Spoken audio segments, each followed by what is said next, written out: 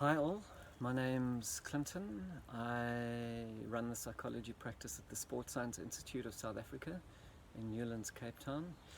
But I'm not in office today, and probably nor are you. Certainly in South Africa, this is day one of a 21-day lockdown.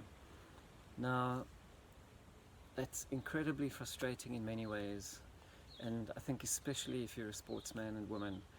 I think people who exercise for health and for fitness find it frustrating and challenging enough.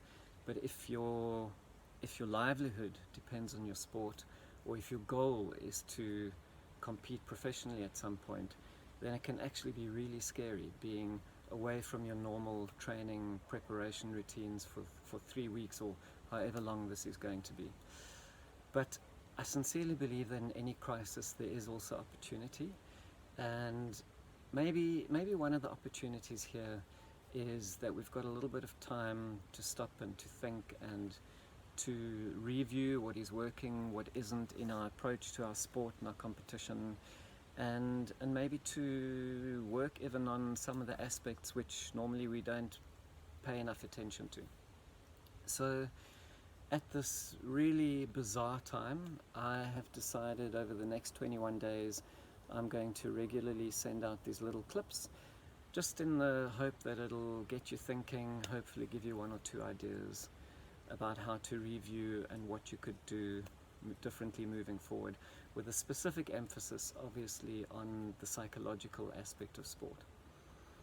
And I thought a good place to start would be quite broadly, and I often get people who talk to me about they tell me these big dreams, they want to go to the Olympics, which is not happening this year, or they want to turn pro, or they want to get this contract, etc. And they often don't put in place the rungs of the ladder which are needed to get to that big goal. So what you can do is start broad. Let's say you want to turn pro. And one of the first things to do is to think about what are all the different aspects of your sport which you need to work on in order to increase the likelihood of that happening. And even if you are already professional, sometimes we get into a little bit of a comfort zone, and it's good to just review and give an extra little push as well. After all, that's what elite sport's about. It's about saying, I'm already doing things well, how do I keep doing things even better? So there are many aspects that go into making up whether or not you're going to achieve whatever your long-term goals are. But they include obvious things like your fitness, the technical aspects of your sport. I'm talking about technique, nutrition, the mental aspect. And then of course there are things like strategy, and just knowing the game and knowledge and experience and that kind of thing. Each one of these broad areas can probably be broken down further. So fitness could be, the physical aspect could be broken down into flexibility, strength training, cardiovascular fitness, etc., etc.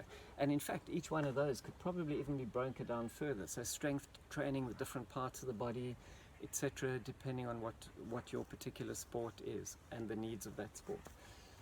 Once you've got all those areas and the subcategories, then you can get a measure. How good am I right now at each one of those particular things? And we call that a baseline measure. So right now, this is the kind of weight I can bench press, or this is how fast I run 5Ks in, or whatever it might be. And make it as measurable as possible. Some things are easy to measure, like weight or speed, etc. Accuracy is also easy to measure. Other things are a bit more difficult, like the mental stuff typically is much more difficult. But even if you just rate yourself simply out of 10, at the moment maybe I'm 6 out of 10 on mental toughness or whatever it might be. So So you got your baseline. The next step is to say, well, what is my goal? What do I want to get it up to? So maybe it's 7 or 8 out of 10, or I want to take this much time off my PB in swimming or running or whatever it might be. You got your goal. It's also very useful. You can hear all the neighborhood sounds in the background. It's also very useful to put a date. When would I like to achieve it by? By the end of this lockdown period, for example, or by the end of the month, or by next season, whatever it might be. That's very important so that it just doesn't become this overwhelming forevermore that you never hold yourself accountable to. And finally, and probably most importantly, how? In other words, what do I need to do in order to get from there to there? And it might mean practicing an extra 10 minutes of this every day, or in the gym, which you can't do at the moment, but there are things that you can do at home.